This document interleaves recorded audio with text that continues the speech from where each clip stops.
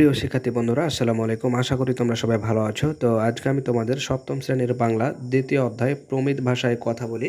এখানে তোমরা দেখতে পাচ্ছ তোমাদের এখানে একটি ছক পূরণ রয়েছে যে শব্দটি প্রমিত হয়নি এবং শব্দটির প্রমিত রূপ। তো এখানে ছকটি আজকে আমরা পূরণ করব। তো চলো যাওয়ার কথা না বলে আমরা সে ছকটি পূরণ করি। তো প্রিয় শিক্ষার্থী, দেখতে পাচ্ছ তোমাদের জন্য ছকটি পূরণ করে দেওয়া হয়েছে যে শব্দটির প্রমিত হয়নি এবং শব্দটির প্রমিত রূপ সব কিছু ঠিকঠাকভাবে তুলে দেওয়া হয়েছে। জাস্ট তোমাদের কাজ হচ্ছে তোমরা সুন্দর করে এটা লিখে নেবে এবং খেয়াল রাখবে যাতে কোনো কিছু ছুটে না যায়। এবং তোমাদের একটা কথা বলে রাখি, আমরা কিন্তু ক্লাস 1 থেকে শুরু করে ক্লাস 10 পর্যন্ত আমরা সকল শ্রেণীর সকল সাবজেক্টগুলো সমাধান করে আসছি। তোমার যেগুলো প্রয়োজন তুমি সেগুলো চাইলে চ্যানেলের ভিতরে ঢুকে দেখে আসতে পারো।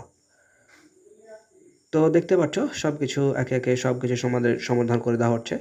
এর আগে আমরা প্রথম অধ্যায় আপলোড দিয়েছি, তোমরা চাইলে সেই ভিডিওগুলো দেখে আসতে পারো।